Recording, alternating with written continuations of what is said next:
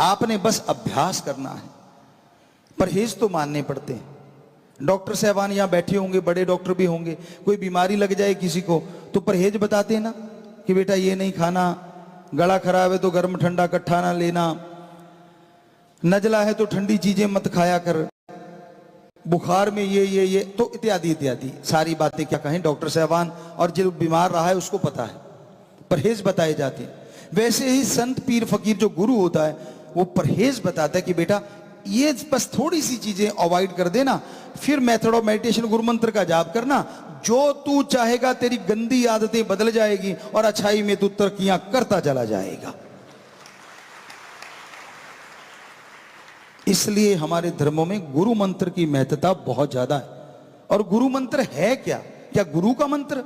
जी नहीं। पहले आपको गुरु मंत्र की व्याख्या।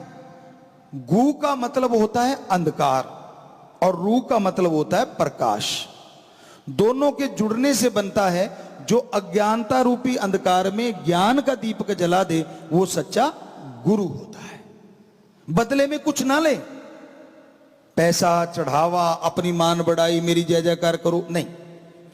हां, क्योंकि आप सब में मुझे मेरा राम भगवान दिख रहा है, हो सकता है कि इधर भी दिख रहा हो शरीर, तो ये भी इंसान का है,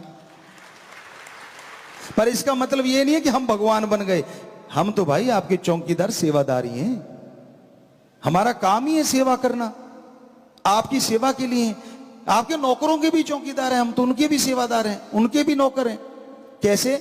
आके वो राम का नाम ले लेंगे आपके नौकर, और वो उन्होंने अगर कोई दुआ कर दी तो हमारा कर्तव्य बन गया उनकी सेवा करना, भगवान से प्रार्थना करना कि भाई हे भगवान, ये तेरा बच्चा तड़फ रहा है, अगर इसकी जायज मांग है, अगर इसकी सही है तो तू सुन ले, और जरूर सुन ले, और इस पे रहमत कर दे, कृपा कर दे। तो वो सुन लेता और कृपा कर दे देता है, तो हमारी नौकरी पक्की हो गई कि हाँ राम जी ने हमारी सुन ली, और आपके नौकर के भी हम नौकर हो गए, क्योंकि उनकी बात के आगे हमने पालना की। तो इसलिए संत अपनी मान बढ़ाई के लिए नहीं होते, वही सच्चा गुरु होता है, फकीर होता है। हम ये नहीं कहते हम सच्चे हैं कि नहीं, सुमन कर लेना, पता चल जाएगा। राम जी जिस रूप में आते हैं वो गुरु सच्चा होता है, जिस रूप में नहीं आते वो गुरु नहीं होता, बात ही खत्म।